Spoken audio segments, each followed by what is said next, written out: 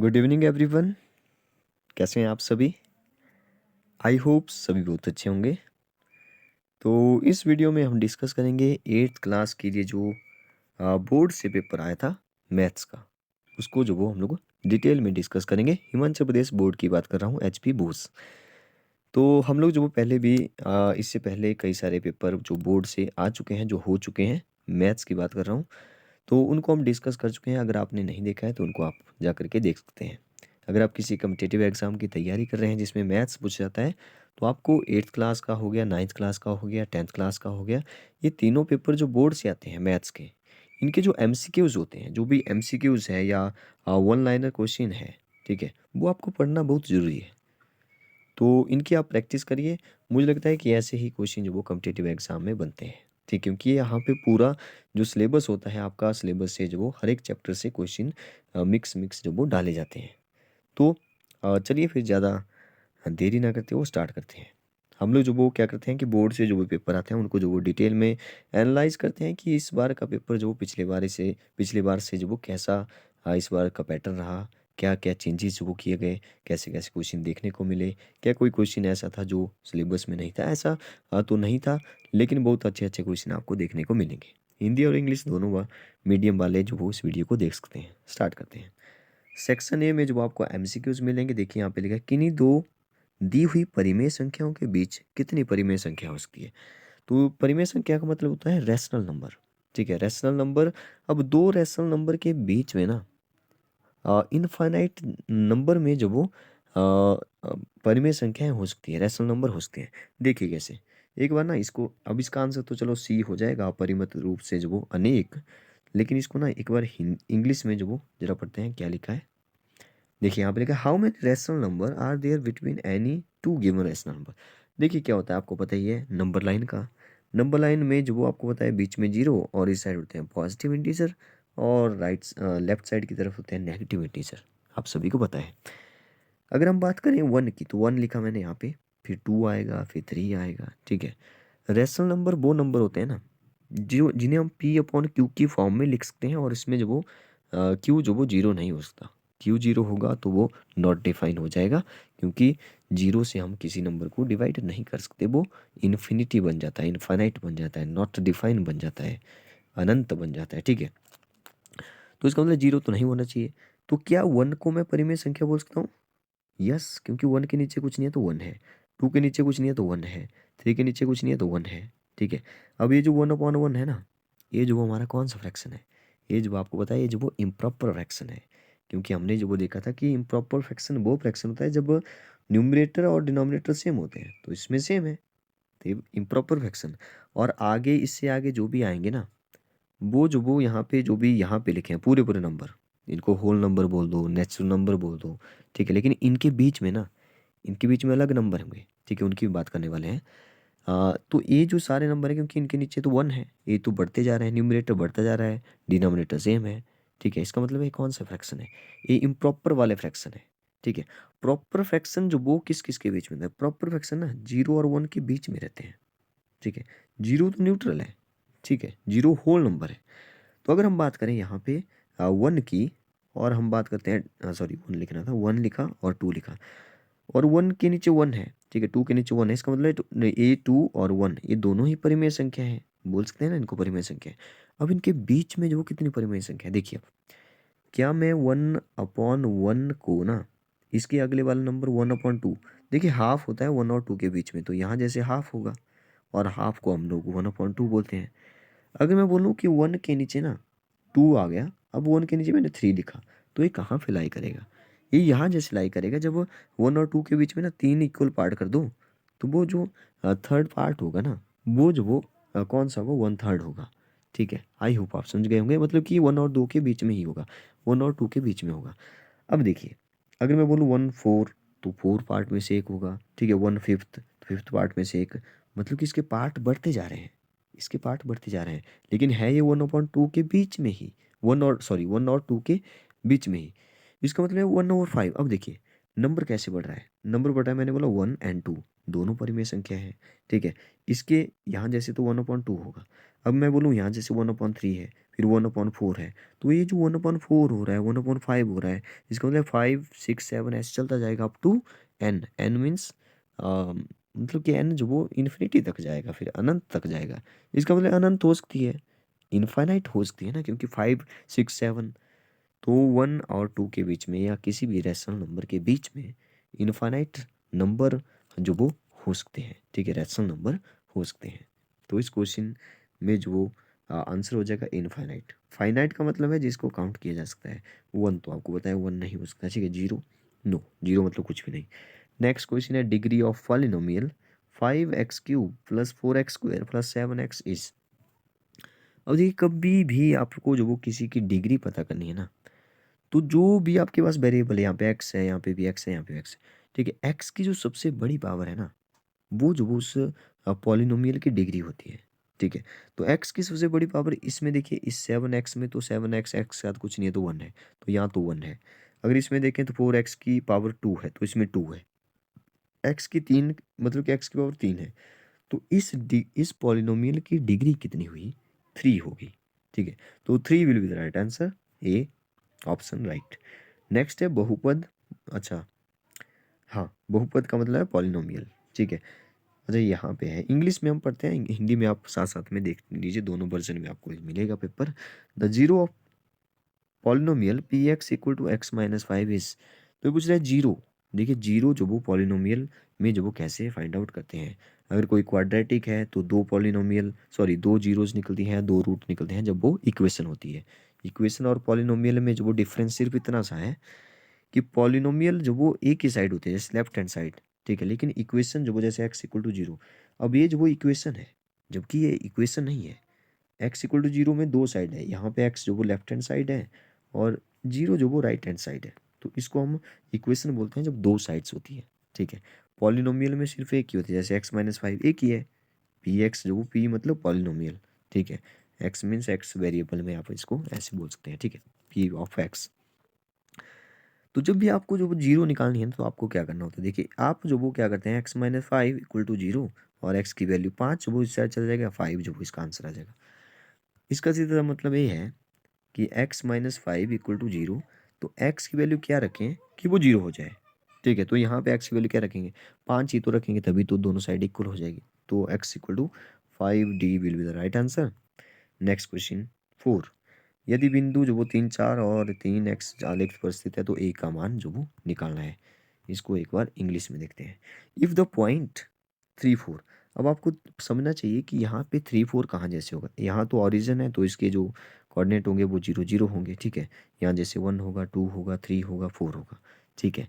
और यहाँ जैसे ऊपर वाले साइड जो वो ये y वाला है 1, ये 2 होगा, ये 3 होगा और यहाँ पे 4 होगा। अब ये जो पॉइंट है ना 3, 4, इसका मतलब ये हुआ कि x जो वो 3 है और y जो वो 4 है। इसके बारे में पढ़ेंगे आप आगे जाके डिटेल में, ठीक है। +1 में पढ़ेंगे फिक्स ऑर्डर के बारे में। तो फिक्स ऑर्डर में होते हैं, मतलब x पहले y बाद में होता है, ठीक है। तो x वो 3 है, अब x वो a है, एक्स एक्सिस। इसका 3 कहाँ पे है जरा देखिए, यहाँ पे 2 है, यहाँ पे 3 है, तो x3 जो वो a वाली लाइन है, ठीक है। y जो वो 4 है तो y4 यहाँ पे है, तो यहाँ जैसे पॉइंट मिल रहा है, यहाँ जैसे लाइनें आपस में इंटरसेक्ट करी है, तो यहाँ पे है 3 एंड 4। 3 जो वो यहाँ पे x वाला है, 4 जो वो आप देखेंगे y वाला है, ठीक है। तो ए पॉइंट है 3, 4, ठीक है। अब इसने बोला कि lie on graph of the equation 3y equal to a x +7। तो इसने बोला कि ए की वैल्यू निकालिए। तो आपको क्या करना था, सिंपली आपको पता है कि ये जो 3 है ये एक्स है और ये 4 है ये वाई है, और एक्स जो वो 3 है, वाई जो वो 4 है, इसकी वैल्यू पुट करनी है और ए का आंसर निकालना है। ए की जो वैल्यू यहाँ से निकालनी है। तो जरा रखते हैं इसको, बड़ा अच्छा क्वेश्चन है अभी। तो 3y कितना है, ए एक्स है ना, ए वाई है, y इक्वल टू 4 है। तो y 4 है तो मैंने y जो वो 4 रख दिया, यहाँ पे ब्रैकेट लगा लिया, सॉरी मैंने y लिख दिया। मैं फिर से लिख देता हूँ, फिर से लिखा मैंने, x जो वो हमारा 3 है और y जो वो हमारा 4 है। तो यहाँ पे 3y मीन्स 3 मल्टीप्लाई बाई कुछ नहीं है तो मल्टीप्लाई है ना, equal to a x. A x कितना है, x3 है तो a मल्टीप्लाई बाई 3 और +7। अब आप देखेंगे तो 3 4 जाओगे 12 और यहाँ पे 7, ए मल्टीप्लाई बाई 3 a हो गया और +7। अब ये 7 है ना, इसको इस साइड ले जाओ, क्योंकि हमें 3a में से a की वैल्यू निकालनी है। तो आप इसको जो वो अकेला छोड़ दो, तो 12 में से अब ये 7 जो वो दूसरी साइड जाएगा इक्वल टू के, तो प्लस का था माइनस का हो गया, और 12 में से 7 माइनस होंगे तो 5 आता है, 5 है ना। तो 5 जो वो 3 एक इक्वल आ गया। मैं कुछ और कलर लेता हूँ, यहाँ पे मैं वाइट कलर ले रहा हूँ और इसको थोड़ा मोटा कर देता हूँ ताकि मैं ऊपर लिखूँ। यहाँ पे 12 - 7 जो वो 5 आ जाएगा, और इक्वल टू यहाँ पे 3 आ जाएगा। अब ए की वैल्यू निकालेंगे तो यहाँ पे 5/3 हो जाएगी, तो ए की वैल्यू आ गई 5/3। तो C will be the right answer. Next question देखिए, एक्स प्लस वाई का क्यूब। ये बहुत अच्छा क्वेश्चन है। क्वेश्चन तो क्या है, एक फार्मूला है जो यहाँ पे डायरेक्ट पूछ लिया तो अच्छा था। आपको जो पता होना चाहिए, एक्स प्लस वाई का स्क्वायर, एक्स माइनस वाई का स्क्वायर, या एक्स प्लस वाई का क्यूब, या एक्स माइनस वाई का क्यूब। देखिए जब एक्स प्लस वाई का क्यूब होता है ना, तो एक्स क्यूब वाई क्यूब और 3xy, और बीच में ना एक्स प्लस वाई होता है। ठीक है, आप चाहो तो इसको जो वो अंदर इसके साथ फिर इसके साथ मल्टीप्लाई करके भी लिख सकते हैं, वो भी है। इसी को ही अपडेट करके आपको एक अलग फार्मूला मिल जाएगा, लेकिन ये इसको आप याद रखिए फिलहाल। फिर आप क्या करेंगे, ये जनरल फार्मूला आप इसको बोल सकते हैं। क्यों क्यों बोला मैंने इसको जनरल, क्योंकि देखिए जब एक्स माइनस वाई का क्यूब लिखेंगे ना, तो बिल्कुल सेम ऐसे ही लिखना है आपने। बस आपने क्या करना है, जहाँ प्लस है ना वहाँ माइनस कर देना है, बस इतनी सी बात है। और यहाँ पे ब्रैकेट में क्या हो जाएगा, एक्स माइनस वाई हो जाएगा। लेकिन यहाँ पे प्रॉब्लम ये है कि जब आप इसको ना अंदर जाके मल्टीप्लाई करेंगे ना, तो ये जो वो माइनस का रहेगा, जबकि माइनस माइनस ए वाला प्लस हो जाएगा। इसमें थोड़ा सा चेंज आ जाएगा माइनस का फार्मूला बनाती बार। लेकिन आपने जो वो यही याद रखना था कि इसमें प्लस में जो वो सभी प्लस है, माइनस में सभी माइनस है, फिर आप इसको सॉल्व कर सकते हैं। ठीक है, तो एक्स प्लस वाई जो आंसर हो जाएगा, एक्स प्लस वाई है बी में। नेक्स्ट क्वेश्चन पे आते हैं। नेक्स्ट क्वेश्चन है, कार्ती कार्तीय पद्धति में जो वो अक्स, ऐसा करते हैं ना, इसको इंग्लिश में पढ़ते हैं जरा। हम्म, ये कौन सा क्वेश्चन नंबर है, क्वेश्चन नंबर 6 है। क्वेश्चन नंबर 6, हाँ यहाँ पे है। In Cartesian system axis divided the plane into 4 part. आपको पता है जब 4 पार्ट में, जैसे ये जो वो एक्स एक्सिस है, ए वाई एक्सिस है, 2D की हम बात करें ना, 3D लगाएंगे तो यहाँ पे जेड एक्सिस भी आ जाएगा, जो कि जैसे आप इसको मोबाइल को देख रहे हैं तो वो इस साइड में होगा। ठीक है, इसको ऐसे शो करते हैं हम लोग। ठीक है, ये जेड एक्सिस है, ये ऐसे कर दो। ठीक है, ये ऊपर वाली साइड है, जैसे आप देख रहे हैं तो ये आपके आंखों की वाली साइड है, और मोबाइल के अंदर वाली साइड है। ठीक है, ऐसे आप इसको सोच सकते हैं। तो इसने इसको क्या बोलते हैं, इसको क्वाड्रेंट बोलते हैं। जब इसको प्लेन को 4 इक्वल पार्ट में बांट दिया, इसको फर्स्ट क्वाड्रेंट, इसको सेकंड क्वाड्रेंट, ये जो थर्ड क्वाड्रेंट है, फोर्थ क्वाड्रेंट है, इसको क्वाड्रेंट बोलते हैं। क्वाड्रेंट का मतलब ही क्वाड्रिलेटरल, आपको पता है क्वाड्रेटर होता है जिसकी 4 साइड होती है। तो यहाँ पे क्वाड्रेंट का मतलब है जिस जो 4 में डिवाइड है। ठीक है, ऐसे आप इसको सोच सकते हैं। क्वाड्रेंट, क्वाड्रेंट का मतलब चौथा पार्ट। जैसे सर्कल के भी 4 पार्ट कर दो तो ये भी क्वाड्रेंट कहलाता है।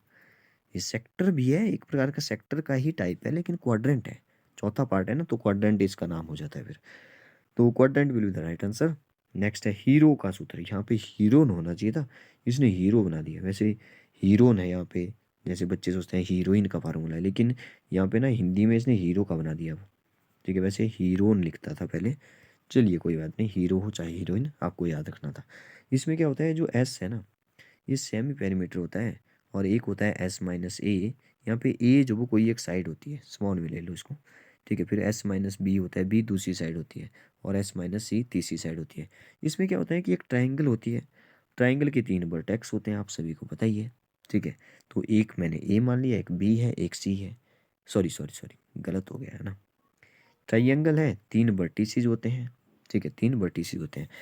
ए, चलिए फिर से वैसे कहते हैं, ए बी सी मैंने जो इन पॉइंट के नाम बताए, वर्टेक्स के जो नाम आपको बता दिए। अब अगर मैं बोलूँ कि ए से बी तक डिस्टेंस जो वो हमारे पास है, गिवन है, तो वो क्या है, वो ए है। ठीक है, और बी से सी तक जो वो बी है हमारे पास, और सी से ए तक जो वो सी है हमारे पास। ये डिस्टेंस गिवन है, सेंटीमीटर मीटर या जो भी यूनिट है। ठीक है, तो जब आपको ना डिस्टेंस गिवन हो, साइड की साइड जो वो आपको बस गिवन हो, साइड की लेंथ, लेंथ मतलब लाइन सेगमेंट की लेंथ जो है, ठीक है, कितने सेंटीमीटर है कितने मीटर है, वो गिवन है, तो आप फार्मूला लगाइए कौन सा। तो ए फार्मूला है, फिर हीरोन का फार्मूला एरिया निकालने के लिए, एरिया ऑफ ट्राइंगल का फार्मूला है हीरोन फार्मूला। ठीक है, तो इसमें S minus A, S minus B, S minus C होता है, तो S minus A, S minus B, S minus C, और ऊपर अंडर रूट होता है, तो A will be the right answer. बाकी वैसे इसमें भी तो एस माइनस, अच्छा इसमें ए ही है, ए तो कट गया, इसमें बी भी है सारा, इसमें सी सी है, तो ये कट गया ना। नेक्स्ट नेक्स्ट देखते हैं, एक बिंदु में से कितनी रेखाएं। Very interesting question. देखिए जब वो दो बिंदु हो ना, जैसे एक बिंदु यहाँ पे, बिंदु मतलब पॉइंट, एक पॉइंट यहाँ पे है, तो अगर आपसे पूछे कि दो पॉइंट है, इससे कितनी लाइन जो वो पास हो सकती है, दोनों से होनी चाहिए पर कॉमन होनी चाहिए, दोनों पॉइंट उस लाइन में कॉमन आनी चाहिए। ठीक है, तो यहाँ पे ऐसी लाइन जा सकती है, क्या कोई और लाइन जो वो यहाँ से पास हो सकती है, नहीं हो सकती, या जाएगी भी तो इसी के ऊपर से जाएगी। ठीक है, कोइंसिडेंट बोला जाएगा फिर। ठीक है, लेकिन एक ही लाइन इसको काउंट किया जाएगा, इसका मतलब दो पॉइंट में से एक ही लाइन पास हो सकती है। लेकिन इंटरेस्टिंग बात यह है कि एक पॉइंट हो ना, तो उससे कितनी भी लाइनें पास होती है देखिए, क्योंकि पॉइंट तो एक है, लाइनें तो इन्फिनाइट जा सकती है इससे। ठीक है, कोई 3D फिगर तो है नहीं कि ऊपर से नहीं जाएगी, है ना। तो एक बिंदु से पूछा था इन्फिनाइट नंबर ऑफ लाइन जो वो पास होती है। हाँ, 2 पॉइंट जो वो यहाँ पे होता, 1 पॉइंट की जगह 2 पॉइंट होता तो ओनली 1 होता। नेक्स्ट क्वेश्चन, नेक्स्ट क्वेश्चन है, इसने बोला figure find the value of x and y. देखिए बड़ा इंटरेस्टिंग क्वेश्चन है ये। पिछले पार्ट में हमने जो वो एक पिछले एक शॉर्ट्स में जो वो मैंने आपको बताया भी था कि ट्राइंगल में क्या होता है ना, कि तीनों एंगल का जो सम होता है वो हमें पहले से पता होता है, रट दिया होता है कि 180 होता है। ठीक है, फिर क्वाड्रिलेटरल का आता जाता है 360, फिर आपने ऐसे रट दिया होगा पेंटागन का, हेक्सागन का। ठीक है, बाहर वाले सभी, बाहर वाले एंगल सभी फिगर का 360 होता है, ये भी आपको पता होगा। तो मैंने आपको बताया था पिछले पार्ट में कि ट्रायंगल तो आपको पता ही है कि उसका एंगल सम जो वो इंटीरियर एंगल का सम वो 180 होता है, लेकिन क्यों, कैसे प्रूव करेंगे। तो मैंने आपको बताया था कि आप क्या करो, ये जो नीचे वाली जो बेस दिखाई दे रहा है ना आपको, बी और सी, बी सी, आप इसके पैरेलल जब वो यहाँ पे एक वर्टेक्स, इस तीसरे वर्टेक्स पर एक लाइन ले लो, तो मैंने पैरेलल लाइन ले ली। अब आपको एक कंसेप्ट पता है कि दो पैरेलल लाइन के बीच में अगर लाइन जो वो ऐसे लगाएं, तो आपको पता है पहले से कि ए वाला एंगल और ए वाला एंगल ये बराबर होंगे। इसका मतलब ए वाला एंगल और ए वाला एंगल बराबर है, और ए वाला एंगल इसके बराबर है, ए इसके बराबर है, और ए वाला ना इसके बराबर है। अब इससे हम लोग क्या सीखे देखिए, बड़ा मज़ेदार पॉइंट है यहाँ पे। यहाँ पे इस एंगल को नाम दे दिया मैंने बी, इसको दे दिया मैंने सी, और इस ऊपर वाले को दे दिया मैंने ए। यही तो है ना ए बी सी, हमें यही तो प्रूव करना है कि ए बी एंड सी जो वो कितना है, 180 डिग्री है। अब आप ध्यान से देखिए जरा, क्योंकि हमने क्या बोला, हमने बोला, मैं कुछ और कलर लेता हूँ, वाइट कलर्स, वाइट, हाँ वाइट ठीक रहेगा। अगर ये बी है ना, तो ए भी तो बी होगा, आप समझ रहे होंगे। अगर ये सी है ना, तो ए बी सी होगा। तो इसका मतलब है ए भी यहाँ पे है, बी भी यहाँ पे है, सी भी यहाँ पे है, और ए पूरा एंगल जो वो ए बी सी है। तो इसका मतलब है तो स्ट्रेट लाइन है, और straight lines means straight angle, straight angle means 180 degree, straight angle means 2 पाई। ठीक है, पाई means pi by two, sorry pi, sorry 2 पाई नहीं, 2 पाई तो, पाई को समझिए एक बार, पाई का मतलब होता है 180 डिग्री। ये पाई जो वो रेडियन वाली यूनिट है ना, तो 90 डिग्री को हम लोग जो पाई बाई टू बोलते हैं।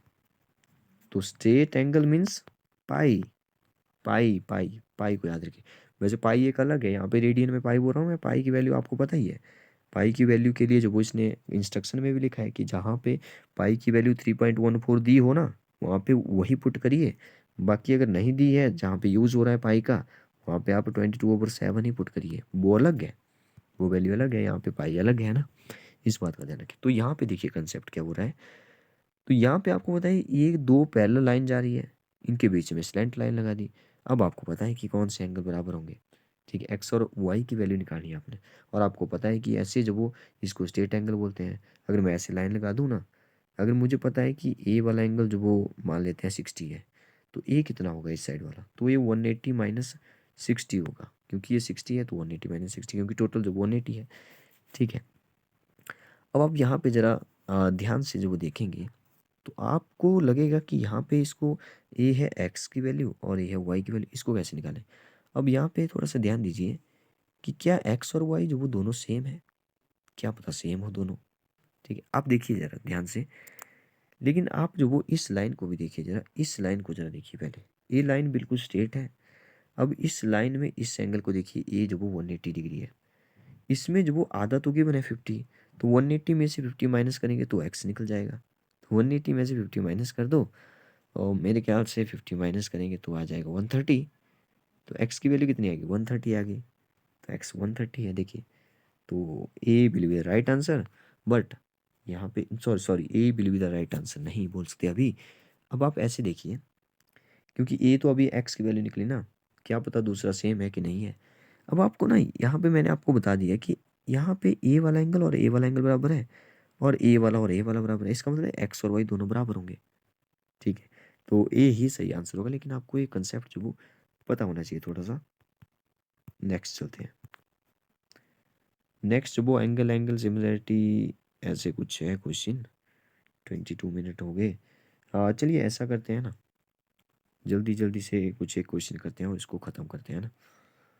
हाँ चलिए इसको पढ़ लेते हैं। क्या है, as S A S congruency congruence rule hold for the congruence for of two triangles but which of the following is not a rule. कौन सा जो वो रूल नहीं है कॉन्ग्रुएंसी के लिए। आपको पता है ए आर एच एस ना, ए राइट हैंड साइड की बात कर रहा है, जबकि ये जो तीन लिखा है ना, ये इसका मतलब है एंगल साइड एंगल, इसका मतलब है एंगल साइड साइड। जब ये दो, जब ऐसी जो वो सिमिलरिटी बनती है ना, तो हम इसको जो सिमिलर बोल देते हैं, कॉन्ग्रुएंट बोल देते हैं। आपने जो वो ए रूल्स पढ़े में, एस से S means side angle side, लेकिन ये आर एच एस वाला कोई रूल नहीं है। तो A will be the right answer. Next देखते हैं, चतुर्भुज के चारों कोणों का योग अभी बता दिया 360 होता है। बाहर वाले सभी फिगर का 360 ही होता है, इसको भी आप याद रखिए। इसका फॉर्मूला भी है जो आपको पता होगा। The sum of the angle, अच्छा इसमें कंप्लीमेंट्री या सप्लीमेंट्री क्या लिखा है।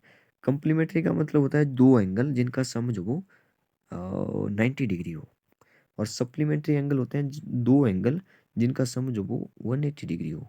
ये भी आपको पता होना चाहिए ना। नेक्स्ट है the sum of either pair of opposite angle of a cyclic quadrilateral is. ये बड़ा अच्छा क्वेश्चन है। चक्रीय चतुर्भुज के समूह कोणों के किसी युग्म का योग जो वो कितना होता है। फिर से पढ़ते हैं जरा, the sum of either pair of opposite angle of a cyclic quadrant is dash. हाँ यार ये क्वेश्चन ना मुझे बड़ा इंटरेस्टिंग क्वेश्चन लगा। मुझे लगता है कि इससे अच्छा क्वेश्चन नहीं हो सकता इस पूरे वैसे इस जो भी 12 तक जो भी मैंने एमसीक्यू देखे, इससे अच्छा क्वेश्चन नहीं हो सकता। देखिए कितना इंटरेस्टिंग क्वेश्चन है। इसमें बोला साइक्लिक, साइक्लिक कहाँ है, साइक्लिक साइक्लिक का मतलब सर्कल, सर्कल के अंदर क्वाड्रिलेटरल है। ठीक है, और पिछले पार्ट में हमने एक कंसेप्ट देखा था कि एक सर्कल है, सर्कल पर एक मैं डायमीटर बना दूं ना, डायमीटर सेंटर से होता हो जाते हैं लाइन, है ना। अगर मैं यहाँ से किसी पॉइंट, इस किसी भी एक पॉइंट को मिला दूं डायमीटर से ऐसे, तो ये 90 डिग्री बनता है। ये हमने पढ़ा था, ये हमने 10th क्लास में भी पढ़ा था। अभी तो चलो ये 8th क्लास की बात हो रही है, लेकिन ये हमने कंसेप्ट पहले भी पढ़ा हुआ है। ऐसा नहीं है 10th में ही पढ़ा, 10th में इससे रिलेटेड क्वेश्चन है, बेसिक आपको पता होना चाहिए। लेकिन ये आपको पता है पहले से। अब देखिए इसका यूज़ कैसे यहाँ पे करेंगे। एक सर्कल के अंदर ना एक क्वाड्रिलेटरल है, मतलब कि चार साइड है उसकी। देखिए दो साइड ए है, एक साइड ए बना दी, एक साइड मैंने ए बना दी। अब आप ध्यान से देखेंगे ना, ये जो वो सर्कल के अंदर चार साइड वाला जो वो क्वाड्रिलेटरल है, इसने पूछा अपोजिट एंगल। ये ए वाला एंगल और ए वाला एंगल जो वो कितना होगा, या तो ए वाला एंगल और या ए वाला एंगल पूछ रहे हैं, इन दोनों का सम, सम पूछ रहे हैं ना। तो इसने बोला इसको और इन दोनों को प्लस करके कितना आता है, तो ये जो वो 180 आता है। अब देखिए ये 180 आया कैसे, ये 180 आया कैसे वो समझने की कोशिश करिए। अगर मैं ना सेंटर से होता हुआ एक लाइन लगा दूं ऐसे, चलिए मैंने पहले वैसे ये बना लिया, लेकिन चलो फिर से बनाते हैं, ज़रा कोशिश करते हैं इसको फिर से बनाने की। जैसे मैंने ना पहले ही एक लाइन ऐसे लगा ली, एक लाइन जो मैंने ऐसे लगा ली। अब मैं ना इसको मिला देता हूँ, तो ये भी तो क्वाड्रिलेटरल है, ये भी क्वाड्रिलेटरल ही है। अब आप देखेंगे ध्यान से कि इस लाइन को यहाँ पे मिलाया तो ये 90 डिग्री तो बना, मैंने आपको पहले तो बता दिया। तो इसका मतलब ये भी 90 डिग्री है। ठीक है, अगर आप इसको देखेंगे ये भी 90 है, ये भी 90 है। ठीक है, तो इसका मतलब है कि ये 180 होगा, ए वाला एंगल प्लस ए वाला एंगल 180 होगा, या ए वाला और ए वाला 180 होगा। तो 180 will be the right answer, be right. ठीक है, बाकी volume of right circular cone, इसमें फार्मूला पुट करिए और आंसर निकालिए। बाकी नेक्स्ट हम नेक्स्ट पार्ट में डिस्कस करेंगे। बताइए आपको वीडियो कैसी लगी। ऐसे ही हम लोग जो वो बोर्ड से जो पेपर आएगा उसको जो वो पूरा एनालाइज करेंगे कि कैसा जो वो इस बार का पेपर है।